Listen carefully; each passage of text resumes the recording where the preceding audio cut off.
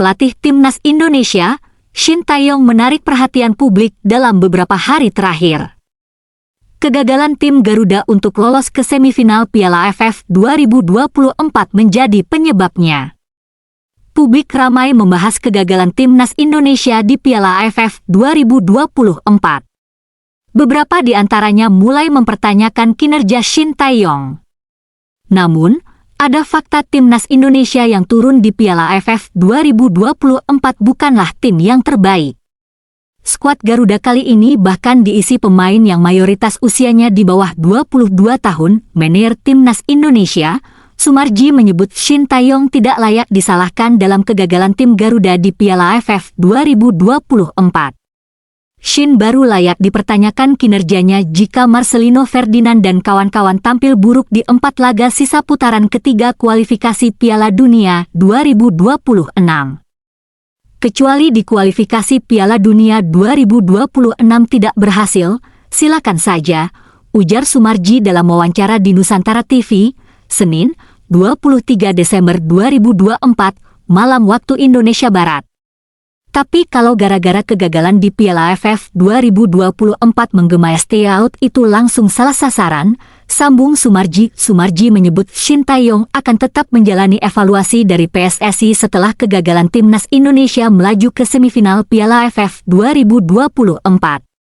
Namun, evaluasi itu tidak akan menyasar soal kontrak. Evaluasi untuk Shin Tae-yong akan menyasar pada hal lain seperti taktik dan kebijakan pemanggilan pemain.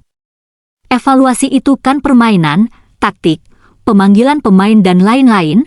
Pak Ketum Erick Thohir juga sudah menyampaikan itu juga kepada saya, tegasnya. Lebih lanjut, Sumarji juga menegaskan sejak awal timnas Indonesia tidak dibebani target berlebihan di Piala AFF 2024.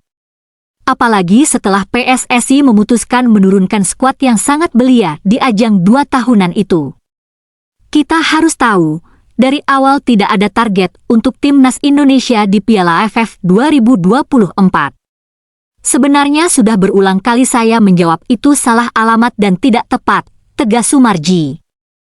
Klasemen sementara grup C R3 kualifikasi Piala Dunia 2026, hasil matchday 1 Australia versus Bahrain 0-1, Jepang versus Cina 7-0, Arab Saudi versus timnas Indonesia 1-1, hasil matchday 2 Cina versus Arab Saudi 1-2, timnas Indonesia versus Australia 0-0, Bahrain versus Jepang 0-5, hasil matchday 3 Australia versus Cina 3-1, Bahrain versus timnas Indonesia 2-2, Arab Saudi versus Jepang 0-2, hasil matchday 4 Jepang versus Australia 1-1, Cina versus Indonesia 2-1, Arab Saudi versus Bahrain 0-0, hasil matchday 5 Australia versus Arab Saudi 0-0, Bahrain versus Cina 0-1, timnas Indonesia versus Jepang 0-4, hasil matchday 6 Indonesia Arab Saudi 2-0, Cina versus Jepang 1-3, Bahrain versus Australia 2-2.